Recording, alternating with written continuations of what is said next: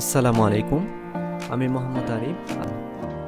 আমরা আজকে যে টপিকটা নিয়ে আলোচনা করব, একটি ছবিকে কিভাবে পাসপোর্ট সাইজ ছবিতে রূপান্তর করা যায়। বেসিক্যালি যাদের বাসায় ল্যাপটপ বা কম্পিউটার রয়েছে, ভিডিওটি বিশেষভাবে তাদের জন্য। চলুন আমরা ডেস্কটপ মোডে চলে যাই। আমরা জিনিসটা দেখব কিভাবে তৈরি করা যায়। আসার পর আমরা এখানে অবশ্যই অ্যাডোব ফটোশপ সফটওয়্যারটি কিন্তু প্রয়োজন। এটা আমরা ক্লিক করব। ক্লিক করার আগে আপনাদের একটি ছবি নির্বাচন করতে হবে। সেটি আপনার অথবা যে কোনো কারো হোক, সমস্যা নেই। আমরা ক্রোম থেকে যে কোনো একটি ছবি ডাউনলোড করব। গুগলে সার্চ করব ম্যান ইমেজ। এখান থেকে আমরা সোজাসুজিভাবে যে কোনো একটি ছবি নির্বাচন করব। এটাতে আমরা ক্লিক করার পর এখানে রাইট বাটন ক্লিক করব। করার পর কিন্তু এখানে সেভ ইমেজ অ্যাজ, এটিতে আমরা ক্লিক করব। করার পর এখানে কোন জায়গায় আমরা সেভ করব, আমরা ডেস্কটপ সিলেক্টেড করে দিব। দেওয়ার পর আমরা এখানে ইমেজ একটা নাম ক্রিয়েট করব। এরপর আমরা সেভ বাটনটিতে প্রেস করব। করার পরে আমরা ছবিটা কিন্তু ডেস্কটপে চলে আসলো। আসার পর আমরা অ্যাডোব ফটোশপ সফটওয়্যারটি কিন্তু ওপেন করব। ওপেন করার পর এখানে আমরা ফাইল মেনুতে ক্লিক করব। করার পর এখানে ওপেন যে অপশনটি রয়েছে ওইটাতে ক্লিক করব। করার পর আমরা এখানে ইমেজ অপশনটিতে ক্লিক করব। করার পর ওপেন ক্লিক করব। করার পর কিন্তু এখানে দুইটা জিনিস আপনাদের অবশ্যই খেয়াল রাখতে হবে। একটা হচ্ছে যে আপনার লেয়ার, আর একটা হচ্ছে যে আপনার হিস্টোরি। এই দুইটা জিনিস আপনার অবশ্যই সামনাসামনি রাখলে কাজটা সহজ হবে। আমরা হিস্টোরিকে নিয়ে নিব। তারপর এখানে কিন্তু লেয়ার চলে আসছে। আমরা যদি খুঁজে না পাই তাহলে আমরা এখানে লেয়ারটা খুঁজে নিব। লেয়ার্স এটা ক্লিক করলে আমরা কিন্তু চলে আসবে। কিন্তু আসার পর আমরা এখানে ছবিটি যখন ওপেন করবেন, এখানে কিন্তু একটা লেয়ার অপশনে একটা লক অপশন থাকবে। এটা কিন্তু আপনার খুলে দিতে হবে। যদি না থাকে নাই, সমস্যা নাই, খুলে দিতে হবে। দেওয়ার পর আমরা যখন ক্রপ করব, করার পর আমরা এখানে 1.5 নির্দিষ্ট সাইজ, যেটা পাসপোর্ট সাইজের, ওইটা আপনি ক্লিক করবেন এখানে 1.5। আর হচ্ছে যে হাইট হচ্ছে যে আপনার 2, ওয়াইড আপনার 1.5 আর কি। আমরা ছবিটিকে ক্রপ করব যতটুকু জুম করা যায়।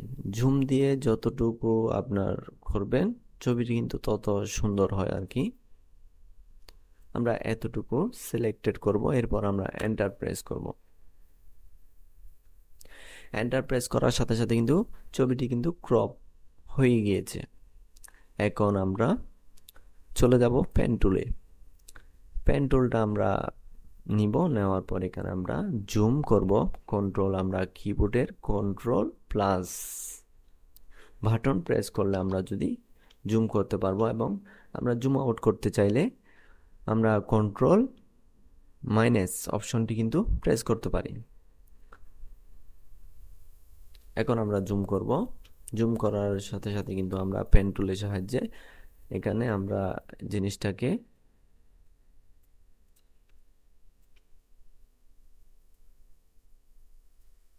এখানে যখন আমরা পেন টুলের সাহায্যে জিনিসটাকে নিব, এখানে কিন্তু অনেক ধরনের আঁকা বাঁকা থাকে। আমরা আমাদের মাউসের সাহায্যে আমরা কি এই অ্যাঙ্গেলটাকে আমরা আমাদের ছবির অনুযায়ী আমরা নিব। যখন আমরা মাউসকে ড্র্যাগ করব, দেখতে পাচ্ছেন জিনিসটা কিন্তু আঁকা বাঁকা হচ্ছে। এখানে আমরা এভাবে নিব। নেওয়ার পর কিন্তু এখানে একটা অংশ বের হয়ে গেছে, ওইটা আমরা কিবোর্ডের অল্ট প্রেস করে আমরা কিন্তু কেটে ফেলবো। নেওয়ার পর আমরা আমাদের মতো করে আপনি কয়েকবার করলে জিনিসটা আপনি সুন্দরভাবে কেটে ফেলতে পারবেন।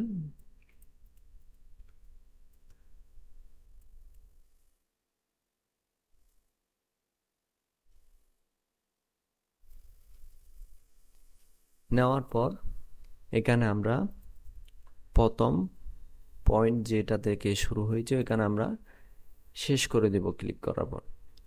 এখন আমরা কিবোর্ডের control plus shift plus enter press করব, করার পরও কিন্তু এই ধরনের দেখতে পারবেন। দেখার পর আমরা এখানে লেয়ার অপশনে কিন্তু ছবিতে কিন্তু ক্লিক থাকতে হবে। যদি এখানে নতুন ডকুমেন্ট ক্রিয়েট করা থাকে তখন যদি আপনি ছবিতে ক্লিক না থাকে, নতুন ডকুমেন্টে যদি ক্লিক থাকে তাহলে কিন্তু ছবিটার ব্যাকগ্রাউন্ড রিমুভ হবে না। আমরা ছবিকে কিন্তু ক্লিক থাকতে হবে, ছবিতে ক্লিক থাকতে হবে অবশ্যই। ছবিতে ক্লিক থাকার পর আমরা এখানে একটা জিনিস দেখব, ইনভার্স সিলেক্টে যাওয়ার পর এখানে ইনভার্সে ক্লিক করার সাথে সাথে এখানে ছবিকে দুইটা সাবজেক্টে ভাগ করা হয়, একটা হচ্ছে ব্যাকগ্রাউন্ড আর একটা হচ্ছে ইমেজ।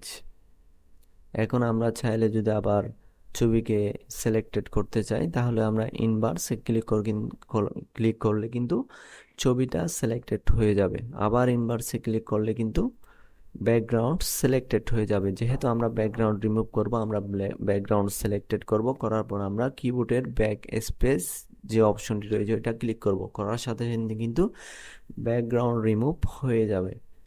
এখানে আমরা এরপর একটা এই নতুন ডকুমেন্ট ক্রিয়েট করব, করার পর আমরা এখানে কালার ভারে আমরা যে কোনো একটা কালার আমরা সিলেক্ট করব যেটা ছবির সাথে মানায়।